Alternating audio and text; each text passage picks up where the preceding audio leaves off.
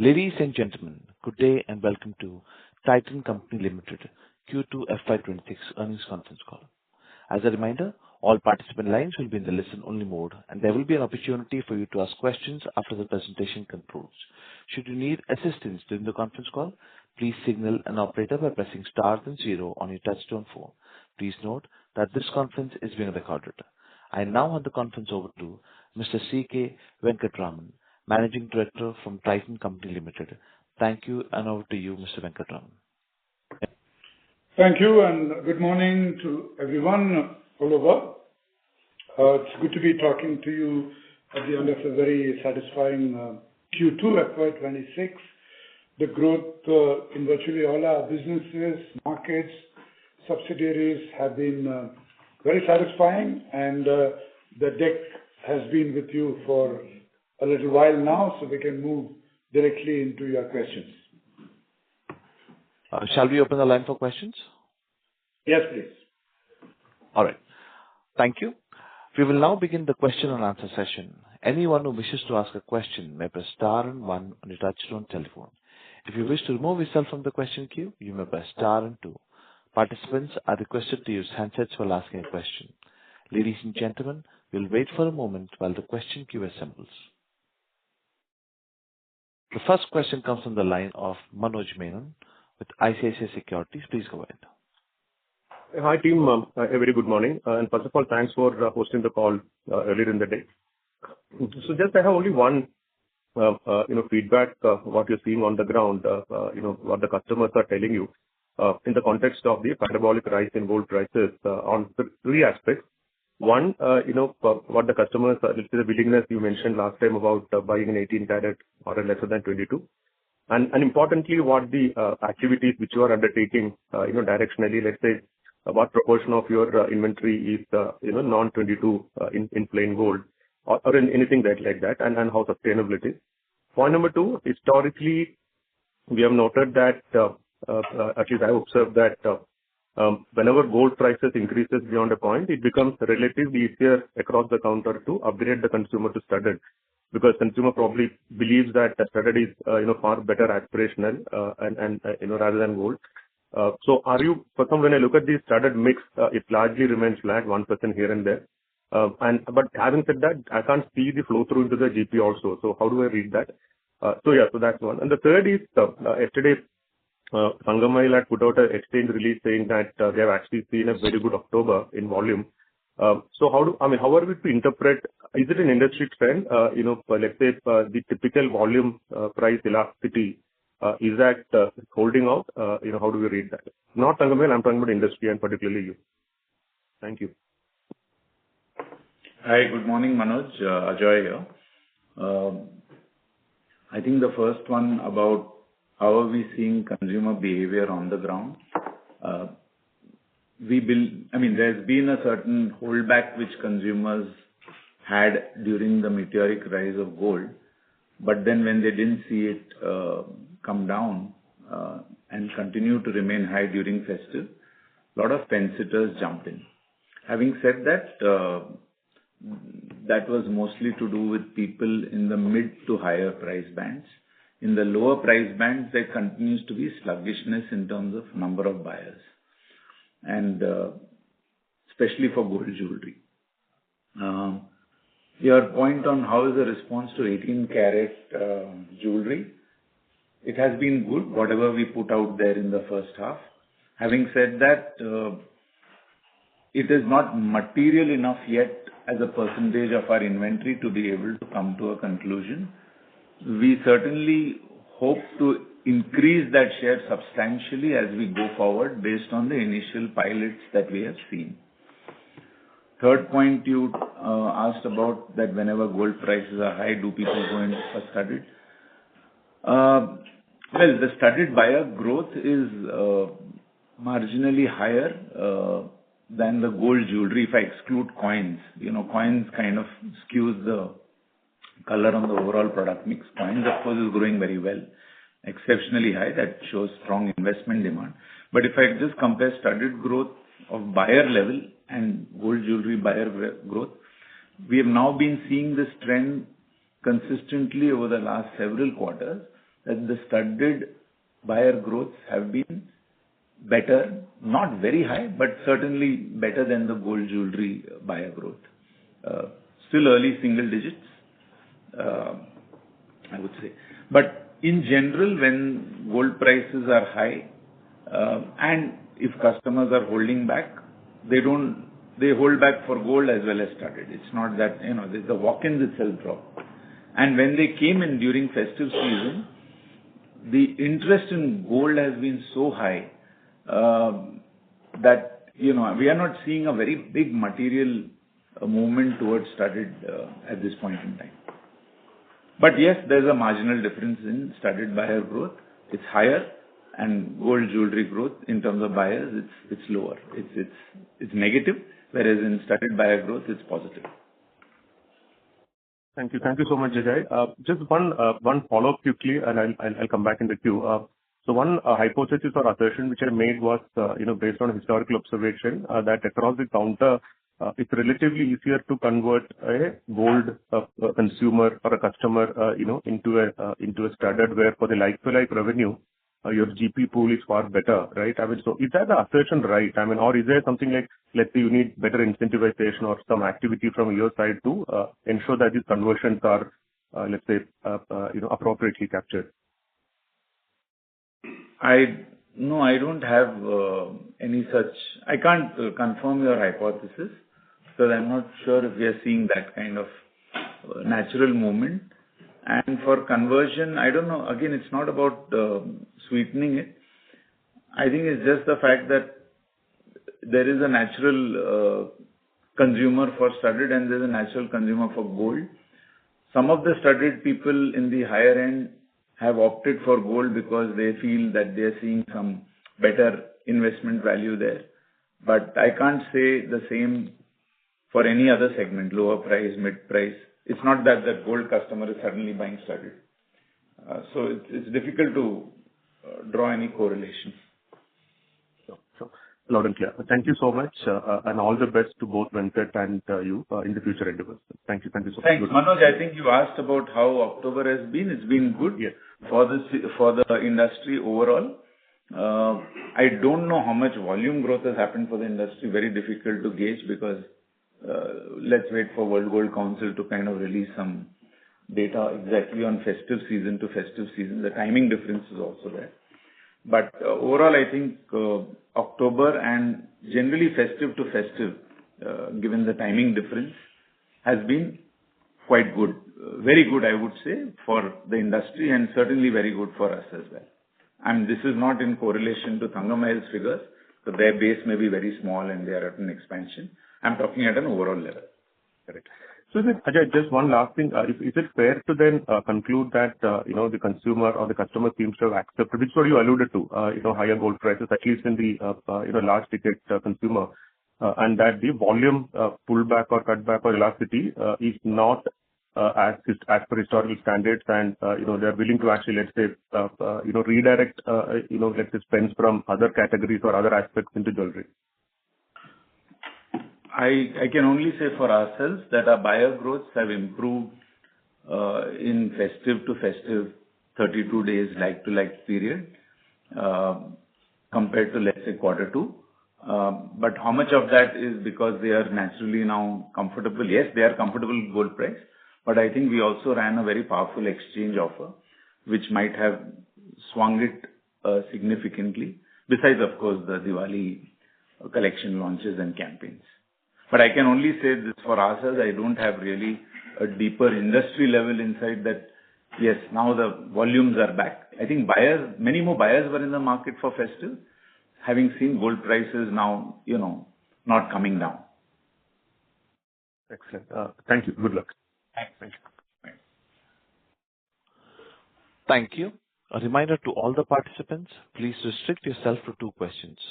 Next question comes from the line of Mihir Shah with Nomura. Please go ahead. Hi, thank you for taking my question. So my question again is on the buyer growth. It has been around flat to decline since couple of quarters. Can you highlight steps taken by you which are materially different from your past steps to bring back buyer growth, apart from the normal activation, marketing mix, or the 18 carat that you're trying to do? Any other material steps do you think that will bring back buyer growth? So that's one. And any quantitative range for October festive that or October sales that you can share, will be very helpful. So that's my first question. So on buyer growth, we've done a lot more work in terms of populating price points in the sub 1 lakh. If I look at Tanishq, and Mia as well has done a lot of work. We've been doing a lot more introductions in lower caratages. Certainly 14 carat offering in the stores has gone up. Third piece is that to really stimulate buyer growth, we unleashed a very powerful gold exchange campaign, not just an offer. Offer was of course there, which was a never before offer, but we provided a very strong emotional hook to customers, saying how when you exchange gold or unlock your lockers, it's good for you and good for the country, using Sachin as the spokesperson. I think that has been a significant game changer because customers have really been moved by the messaging and the prominence of the messaging. So these are some of the things we've done. Besides, of course, reaching out to customers and informing them about all these activities and campaigns and offers. The other piece that we did differently this time is during festive specifically, mid-September onwards, is instead of doing a making charges off kind of offer, we directed all of that towards a certain rupees per gram benefit on the gold price, since gold price was very high on their minds. And that's the other piece that we did. The rest of them, strategically, the lower caratage and lighter weight products continue to be a secular trend and effort that we are continuing to push aggressively on. A lot of studded product in the sub 100,000 was introduced and will continue to be introduced to drive buyer growth, which is happening. One other perspective here, which is that given the macros, both the price of gold as well as the middle class economic pressures which have been around, the buyer growth challenge is not going to go away that easily, notwithstanding how the industry actually creates new innovations.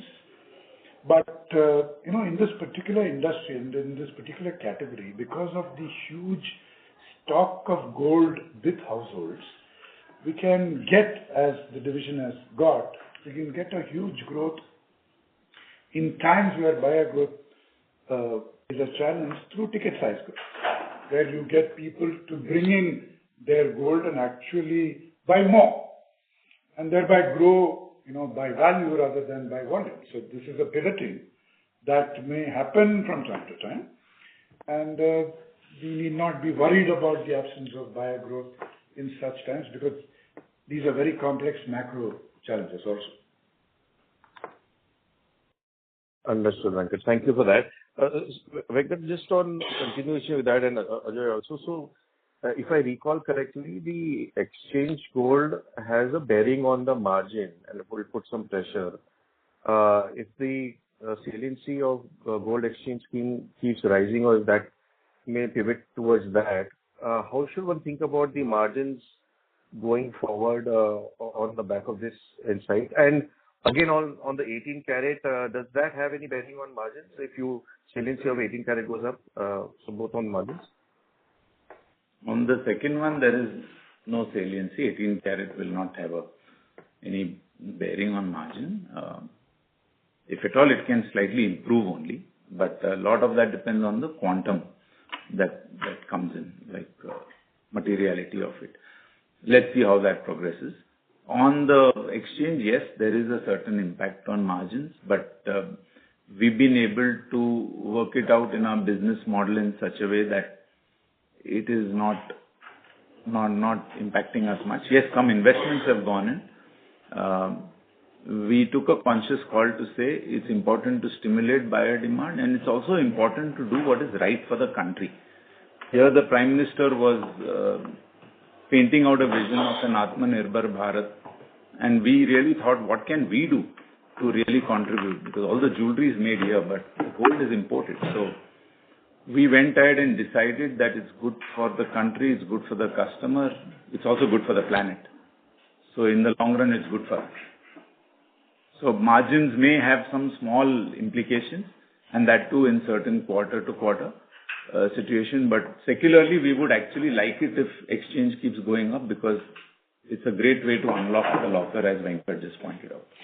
Also, this is a lever. There are multiple levers that the business has to grow, and each lever comes with a cost.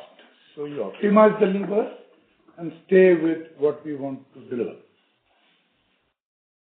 Understood. No change in margin guidance, no? Hence, we remain at those band that was shared earlier by.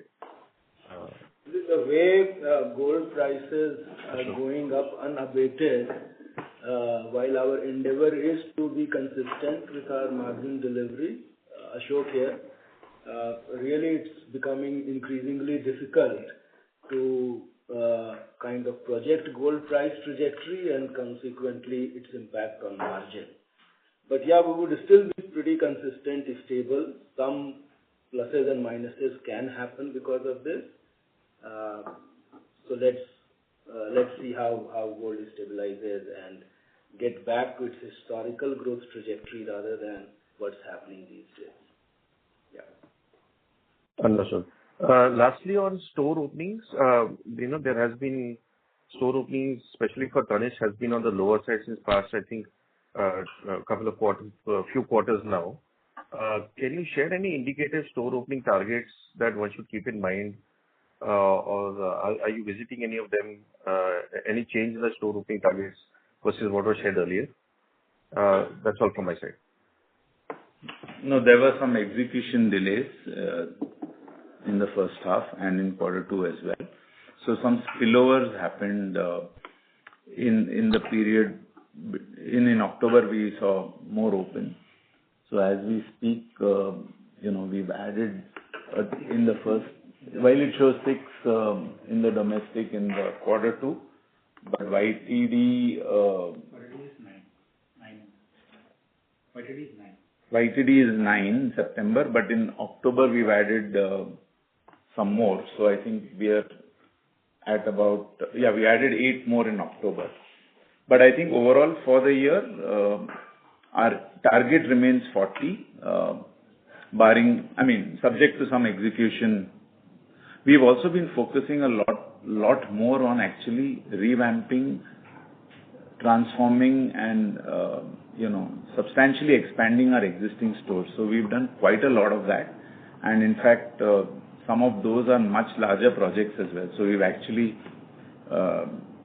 expanded and renovated close to 35 stores in the first half of the year, and that is giving us very good results. So we look at it in totality, but purely from new stores on Tanishq, I think 35 to 40 is a reasonable range to expect. 40 is the target, and overall for the renovations, etc., 70 to 80 may be the order that may happen for the year. Got it. Thank you very much, and wishing you very all the best, Venkat, and same to you, Ajoy. That's all from my side. Thanks. Thank you. Thank you. Thank you.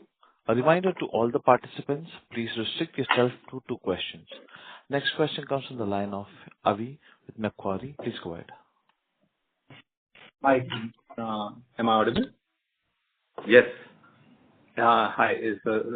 Just wanted to, look beyond the near term a little bit.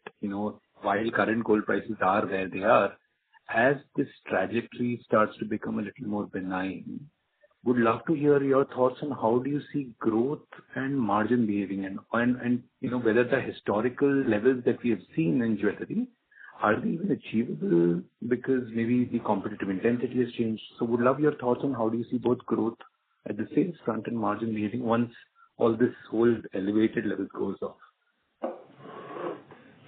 I think growth certainly will continue to be good. In fact, we continue to be a high growth business, even compared to historically. We have grown pretty well, and the CAGR continues to trend upwards.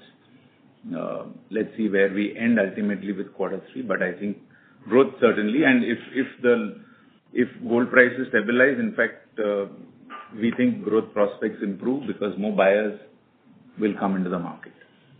Margins will also hopefully become stable because then that whole impact of high gold prices on margins, particularly on the gross margins of studded, etc., will stabilize. So, and even the pressure of making charges, etc., which tends to become a little more skewed when gold prices are high. So I think the margins will also stabilize. Now, whether we will hit the historical high EBIT margins that we might have seen, let's say, 3-4 years back, that I'm not so sure. I think we would like to maintain and focus on growth, and if the margin remains in the range that Ashok has given a guidance on, that's what we will aim for. So, because the headroom for growth is high, headroom for market share gains is high, and we would certainly like to focus on absolute growth in profits as opposed to percentage profitability improvement. Very clear, Ajoy. Thanks for this. And I just had two bookkeeping questions. One, if you could just give us a sense on how should we look at watch margins now that they've done 2 quarters of relatively healthy performance. And second is, if I remember, 1Q had some benefit of 50 basis points in the jewelry margin, which was one-off because of inventory reval, and that should have reversed. So has that happened, and hence what is the like number that we should look in jewelry? Thank you. That's all from my side. So on watches, last time also we have talked and that they will gradually revert towards 16-17% band, and on a long term, I would say the kind of investments are required. Mid-teen is a good number to aim for, 15 to 16% for the business, at least in the 1 year, 2 year time frame. Beyond that, we can see how the scale and operating leverage would work for that business. As far as jewelry is concerned, yes, we did speak about 50 basis point last time, one time, which was expected to reverse over next 2 quarters. But, I have also mentioned simultaneously new things kick in, and I think that's what has happened. So in quarter 2, we didn't see any net impact of reversal and accrual. So, yeah, that is where we are. Okay, perfect. Thanks a lot, Ashok, for this. Thanks, Venkat. Thank you. Thank you. Next question comes from the line of Devanshu Bansal with Emkay Global. Please go ahead. Hi, sir. Congratulations on strong execution despite the high days. Sir, I wanted to check, there has been an increase of 9,500 crore in consolidated inventory, which is a significant number.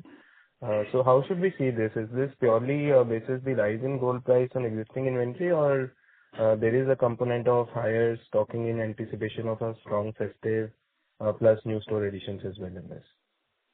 So, it is combination of both, because as business is growing, to that extent inventory has to go up. But it is largely driven by gold price.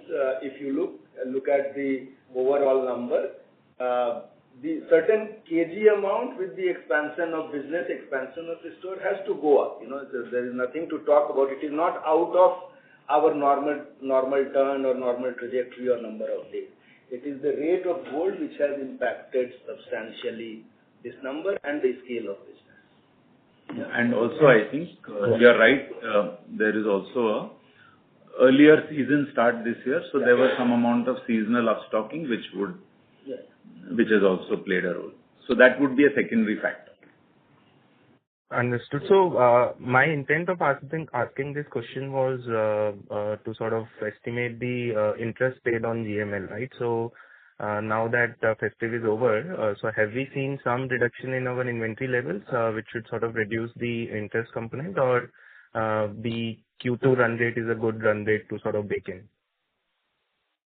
We will certainly see in quarter 3 stocks coming down from the present, and to that extent, minor correction in interest can happen in GUL interest rates.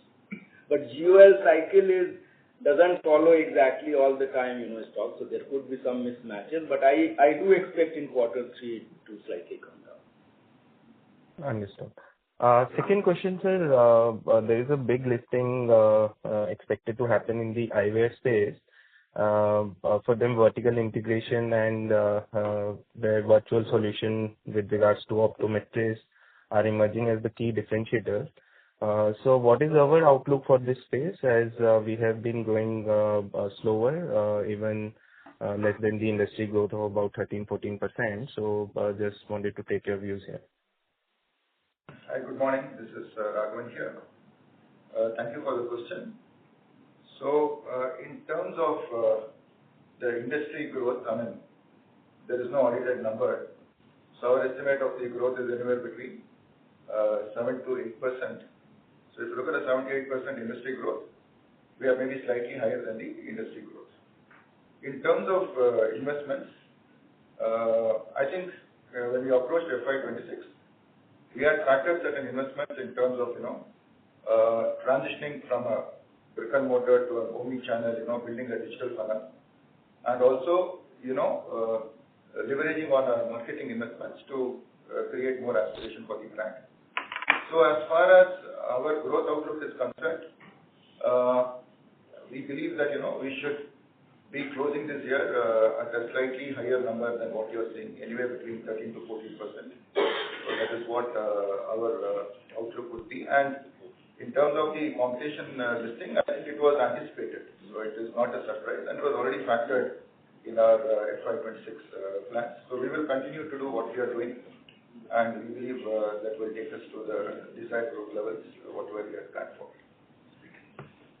Thanks, Raghavan. Just small follow-up here to better understand the model. So from a back-end perspective, what all processes in terms of, say, manufacturing of frames, manufacturing of lenses, fitting of lenses, putting power into the lenses. So which all processes are we sort of doing it internally as of now? And maybe any thoughts if we want to backward integrate our supply chain?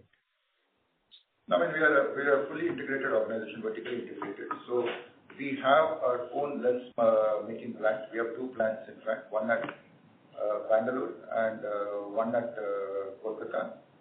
And from a volume standpoint, almost 90% of the volumes what we sell at retail, very happy to state, is locally produced in our factory.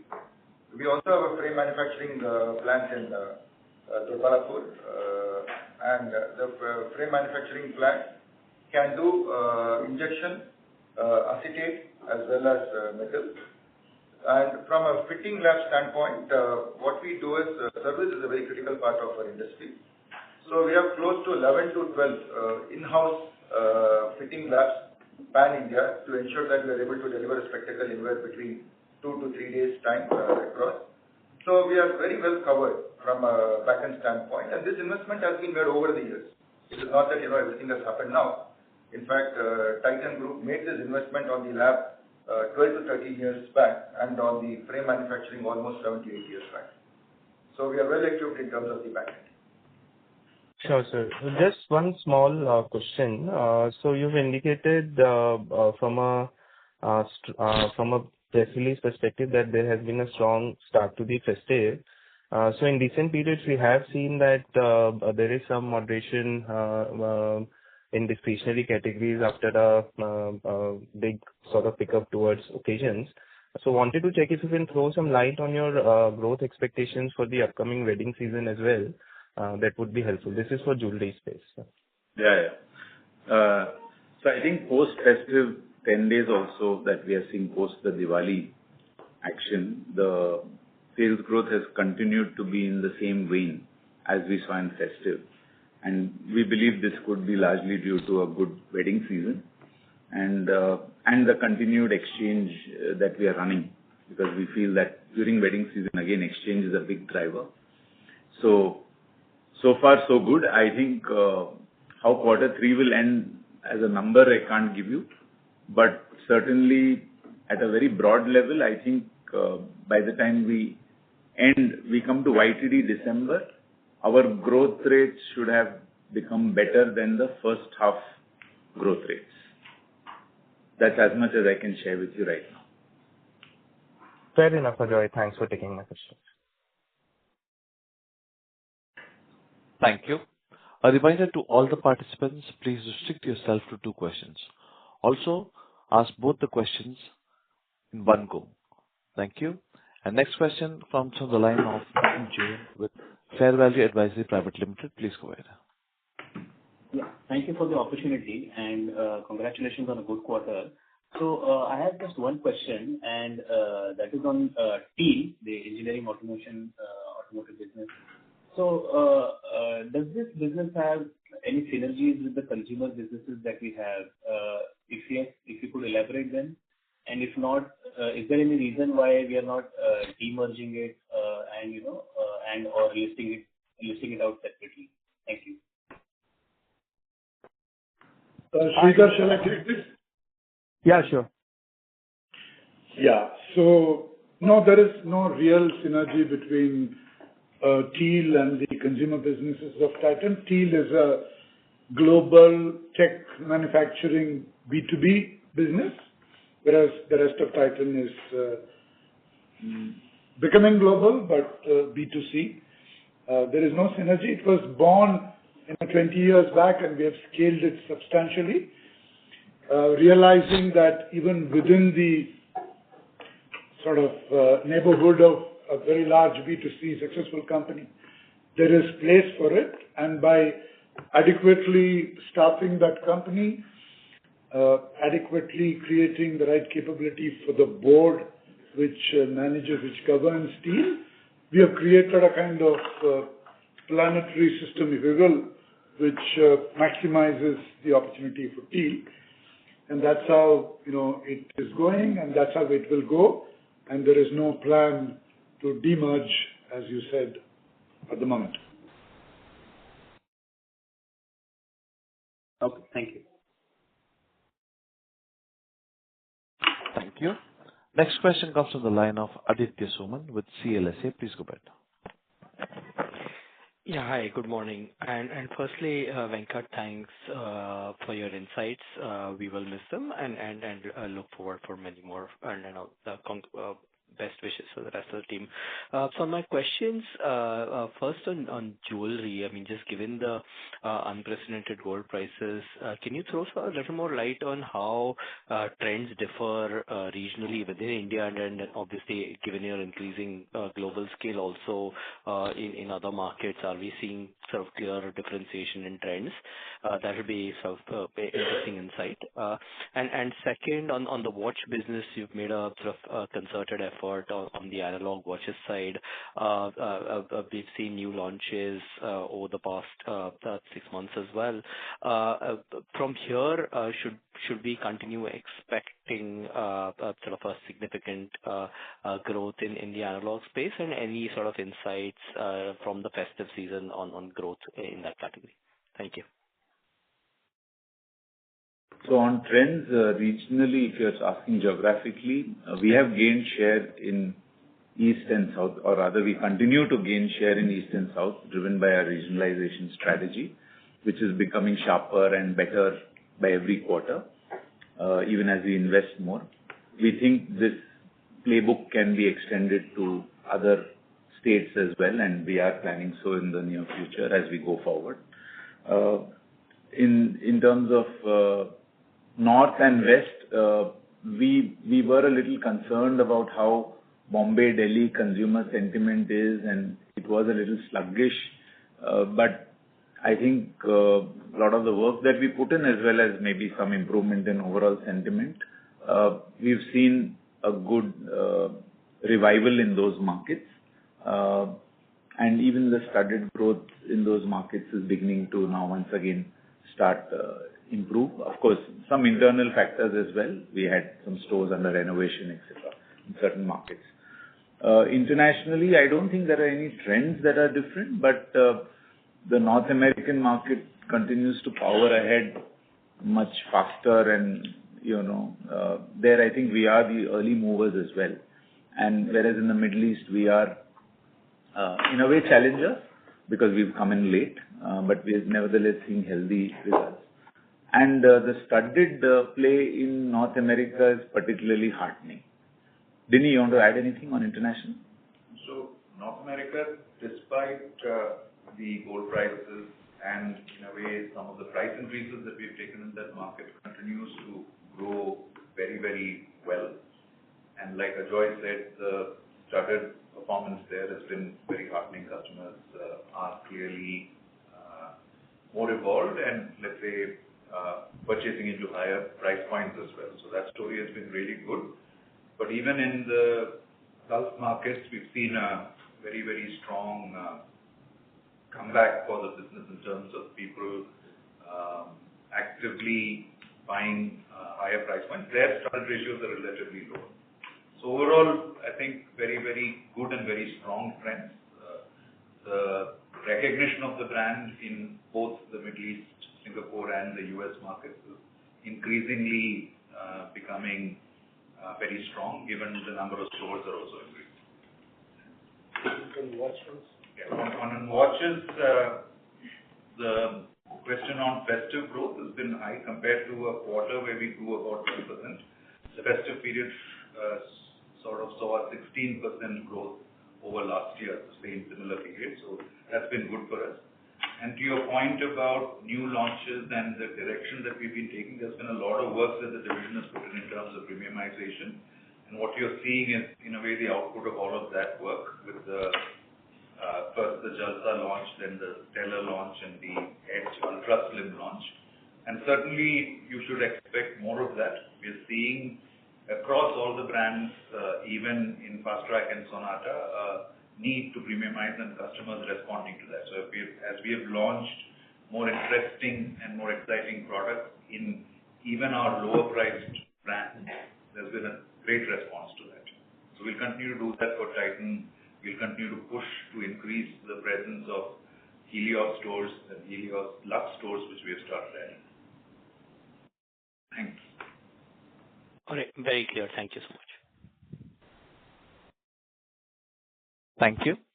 Next question comes from the line of Kunal Vora with BNP Paribas. Please go ahead. Yeah, thanks for the opportunity. On the competition in jewelry, are you seeing any difference in behavior from jewelers who might be owning on inventory versus those who are using gold on lease, because some of them might be sitting on large inventory gains and might be willing to operate at lower margins and can be more aggressive? That's my question number one. And second one is, can you update us on the consumer response to LGDs with income pressures? Is that something which consumer is looking at more closely?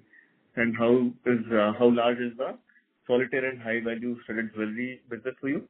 And are the trends there at par with what you're seeing in overall studded?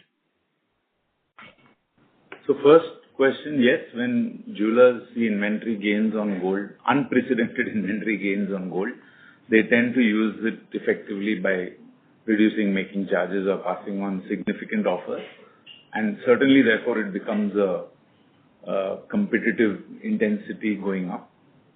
And therefore, we have to deal with it as it comes. On the studded side, you talked about the LGD. I think the market in LGDs has, of course, been developing slowly and steadily with many players coming in. We understand that, and they are expanding as well. We understand that some of their unit economics may be under stress, but nevertheless, they are hoping for a swing, and therefore a lot more stores opening up, a lot more capital going into all of that. So there is, and of course, from the diamond growers' perspective, US market is been rather sluggish. So they have to look elsewhere, and India is possibly the most convenient market because other markets are not really going anywhere. China is also not going anywhere with LGD.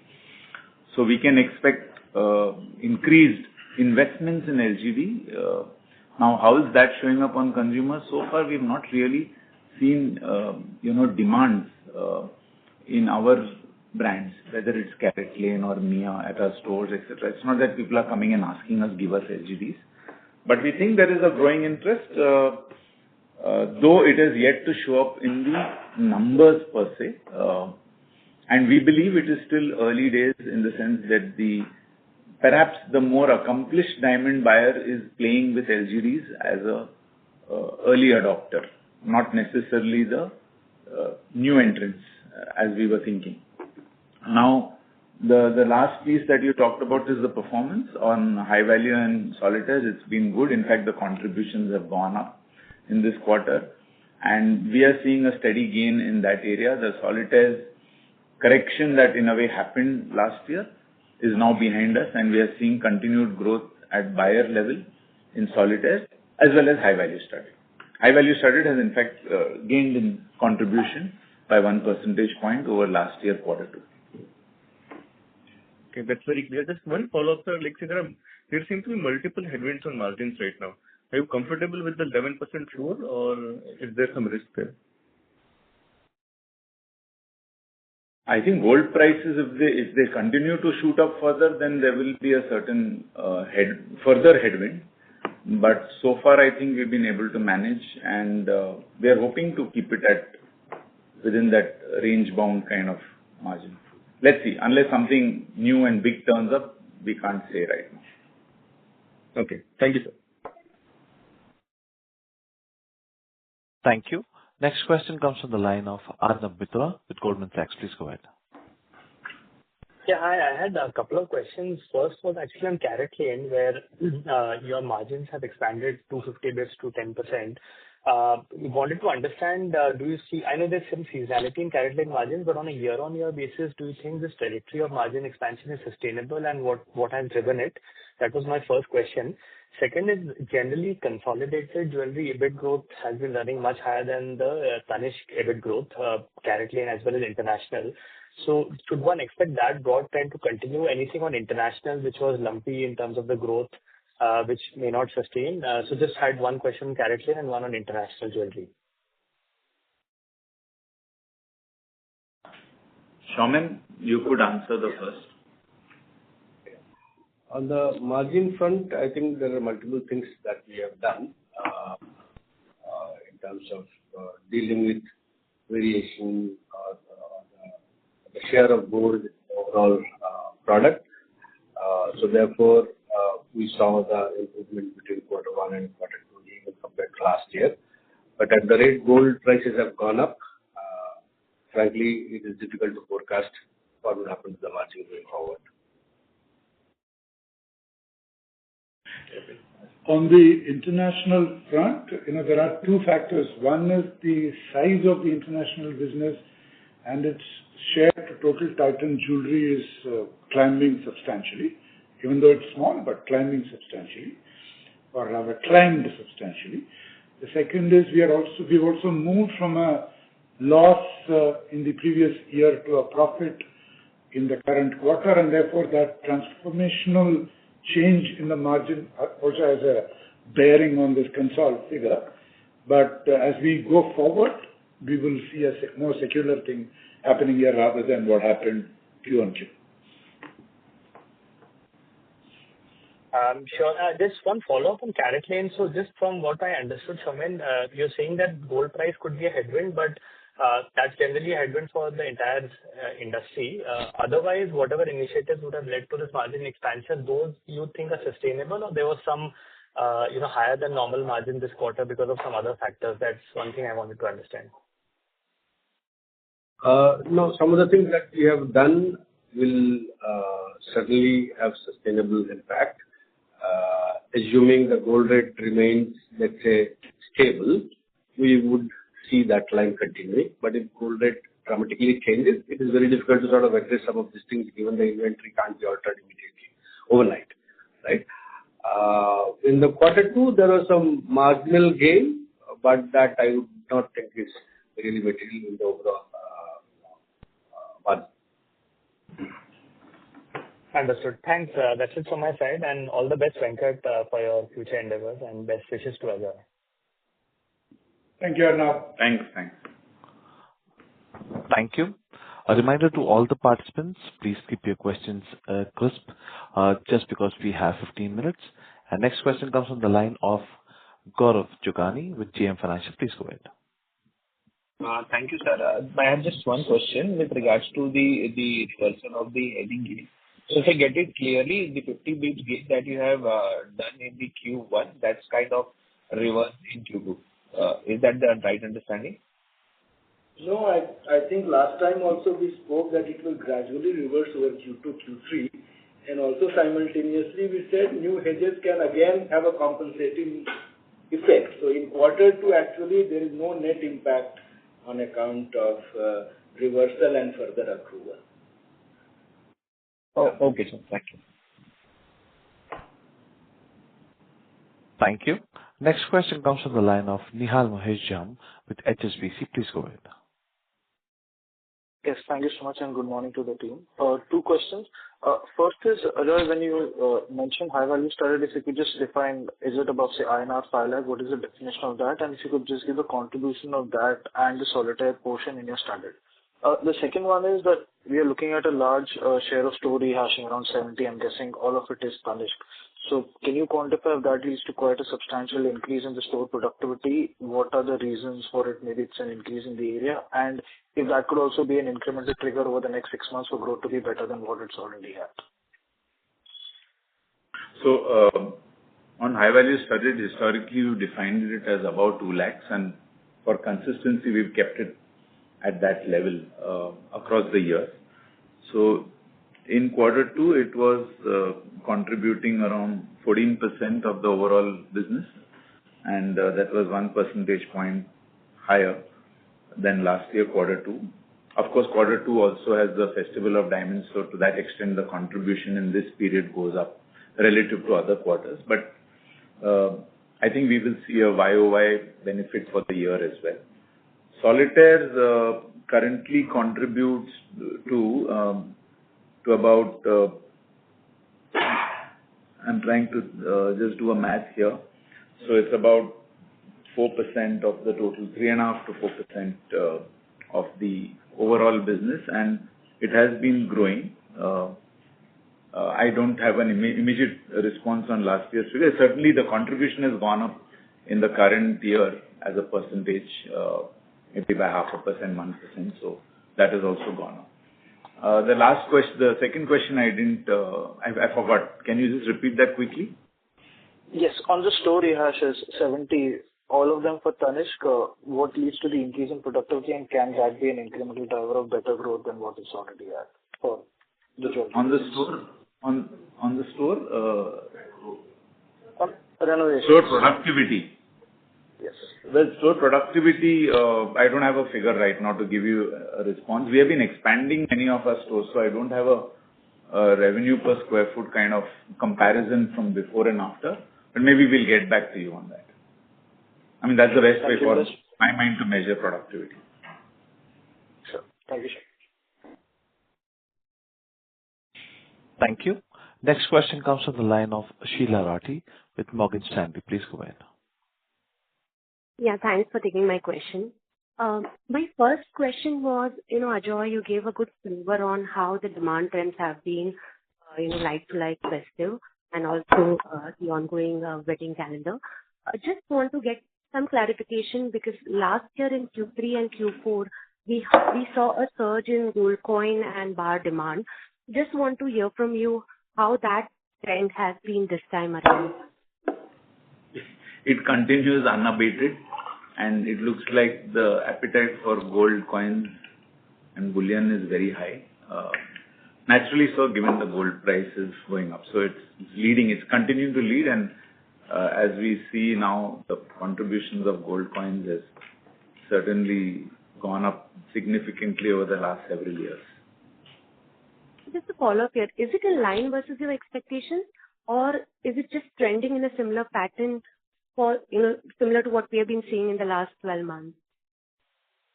It's continuing to climb in contribution. It's trending up, and both buyer, kg, value, everything growing much faster than what we might have imagined, but it's not difficult to understand why. Right. The second question is, to one of the participants' question, you said that the competitive intensity remains, given how the gold prices are there, particularly from the independent jewelers. Just want to hear from you, is that the exchange program has become a more of a, all-round year reality? Maybe the intensity varies through the year, but that's our way to, offset the kind of competition we see from the independent jewelers. And just one side question to that is also, how are the trends for the L3 stores for us? Because they would be competing much harder with the independent jewelers also. So how are they kind of playing this game, and do they hedge their inventory? So yes, 3 questions to that. So, firstly, it's not only the independents who don't hedge. Many organized players also don't hedge, at least not fully. And competitive intensity is not linked only to small players, but also from many organized players, sometimes even more so from the bigger chains. Therefore, the last question, in a way, does not, L3, L2, everywhere we see the same competitive intensity. Some L3s hedge, many L3s don't. But, we recommend them to hedge as much as they can. So far, they take their own calls. But overall, exchange is not I think we see it as a strategic method to acquire customers and to, in a way, because anybody who goes through a Tanishq exchange, they become evangelists and customers for life, because the transparency, purity, and everything clear and clean with absolutely no strings attached and no fine print thrown in makes a huge difference, and customers go back feeling visibly happy, having seen the gold melted in front of them, a trained karigar out there, first a carat meter check, then an actual melting check. I think the whole process leaves them feeling extremely comfortable, and they know we are here for the long run, so that anything they buy from us can always come back. So we believe exchange is a strategic customer acquisition and trust building tool, and therefore I would request we don't see it as an offer, and exchange is there right through the year. The offers may vary tactically quarter to quarter.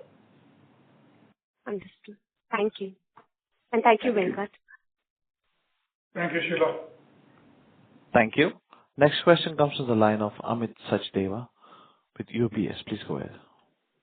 Hi. Thank you for taking my question. One small question. Ajoy, you mentioned that buyer growth has been weak, and buyer growth has been weak for a while because gold price has been rallying really hard. I'm just linking it to think from a studded angle as well, because studded may be a considered purchase, but many times a converted purchase. So is it that as the buyer growth builds up, you would see much more tailwind for studded growth, which has been also lackluster for a while, although it has gone up, this quarter a bit from the last one. So is there a buyer growth deterrent for that growth, number one? And given your 1 lakh and below, a lot of product introduction, do you expect studded growth to increase in the coming quarters from what we've seen in the last, if assuming gold price stabilizes and what you're seeing on the ground? That's question number one, and because margin is an issue that I think you'll be grappling with as coin sales increase, etc. So question is linked to that. Sure. So I think just to put things in perspective, since we're talking all over buyer growth overall has been -2% for the quarter. Gold was -11%, largely driven by the sub 1 lakh. Studded was +3%. So I think this gives a perspective that studded is actually doing much better than gold. I'm keeping coins aside. Coins was a much higher number. And studded buyer growth has been trending in the positive territory and leading the gold jewelry buyer growth consistently over the last 5-6 quarters now. It is not a one-off in the quarter. The sub 1 lakh introductions, and particularly even in studded, which we are thrown in, we are certainly hoping to continue pushing the studded buyer growth, and certainly through the portfolio play, Tanishq, Mia, CaratLane, we think we will want to continue to aggressively push for studded buyer growth, certainly in the 1 lakh space, sub 1 lakh space as well, because that's where we see a lot of new customers get recruited.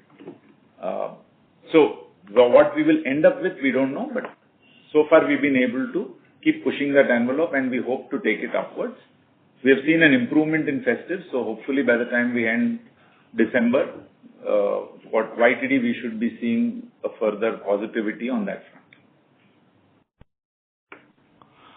Thank you. Mr. Sachdeva, please rejoin the queue for more questions. A reminder to all the participants, please restrict yourself to one question. The next question comes from the line of Jignanshu with Bernstein. Please go ahead. Hi. Thank you for the opportunity. Venkat and Ajoy, two quick questions on jewelry. One on jewelry, one on eyewear. So on jewelry, while the gold price till end of September had only one direction, in the last 3 weeks, it has changed direction a little bit, right? And the correction has been as sort of fast as the ramp-up was. In this light, how has this impacted your inventory planning, sales planning, both from supply of gold, physical supply of gold, as well as the kind of SKUs that you are planning to supply? Do you think it's at a place where it changes or it's more of the same?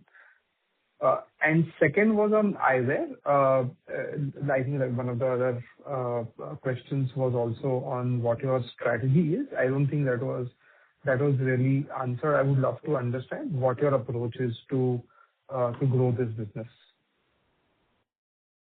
So, gold prices have moderated by about 6% or thereabouts in the last 10 days, post the Diwali festive season. And, we are happy because I think customers are also happy about it. And those who are still waiting to buy in for wedding jewelry, they'll come in. Our planning doesn't change dramatically. We try to ensure a good, optimal product mix and with a good, across category price bands, we try to ensure. So we are not seeing any significant changes in inventory planning. Bullion buying, yes, it was a little bit under pressure in the October first couple of weeks. There was some bullion shortage, but otherwise I think our bullion team is well on top of all projections, and we've been able to ensure that we don't cut inventory despite the rising in gold prices. Okay, thank you. Yeah. Hi, Jignanshu. This is Raghavan here. I think you asked a question about eyewear. So, if you look at this particular industry we are in, the headroom to grow is tremendous.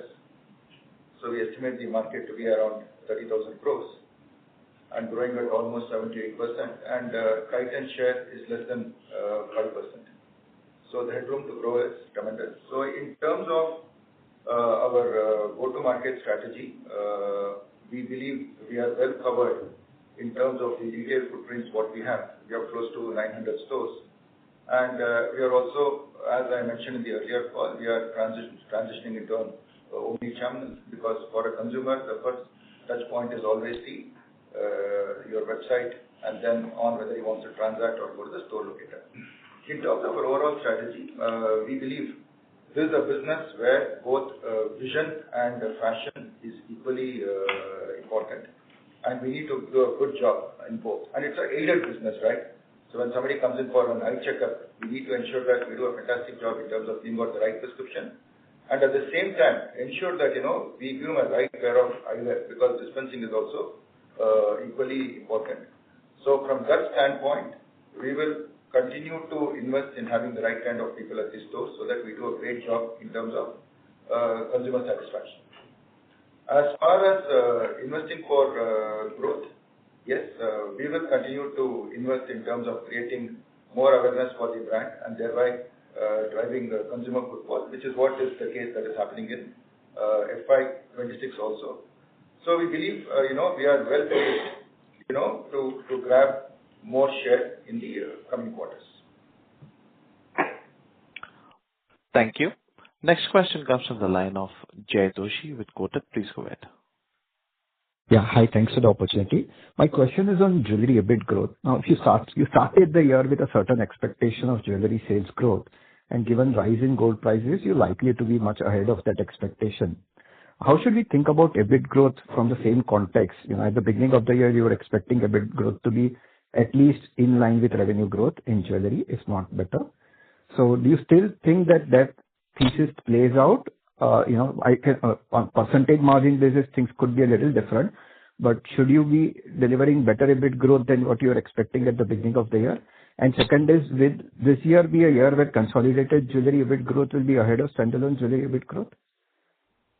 That's it from my side. Jay, I don't think that the pressure on margin or headwind on margin continues, while we are trying to compensate, offset through various levers, etc.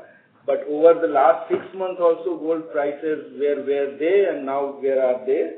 While there is a minor correction, but we don't know going forward which direction they would go. So I would expect EBIT growth, absolute amount growth might be slightly slower than the revenue growth for the full year.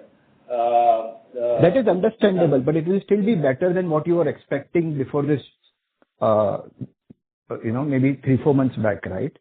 So look, just to put some numbers, if you're expecting 15-17% jewelry growth or 15-20% was your guidance for the year, now with the rise in gold prices, if you end up at 20-25% jewelry top line growth, will your EBIT growth also be at least slightly better than what you were expecting at the beginning of the year? Percentage margins could be lower, that is understandable, but that is, that's the primary source. So indirectly, you are asking whether revenue growth guidance we are changing. So I don't think we are. We explained. But you already called out that 3Q will be better, 9 months will be better than first half. So that kind of directionally sort of. Yeah. So directionally, yeah. So the EBIT will keep in line with revenue, but the margin pressure which we have talked about. So it's the outcome of various things which will play out, Jay. And as we said in the beginning, we are trying to deliver consistent, stable range, but it could be slightly pluses and minuses, not significant variations we are expecting. So Jay, I will, as a business head, I would simply say, we will aim for that. We will aim to see that EBIT growth also is better than what we might have imagined. But what Ashok is saying is, depending on what kind of further headwinds you come across and how gold prices further behave, it's difficult to give you a guidance and an accurate sense.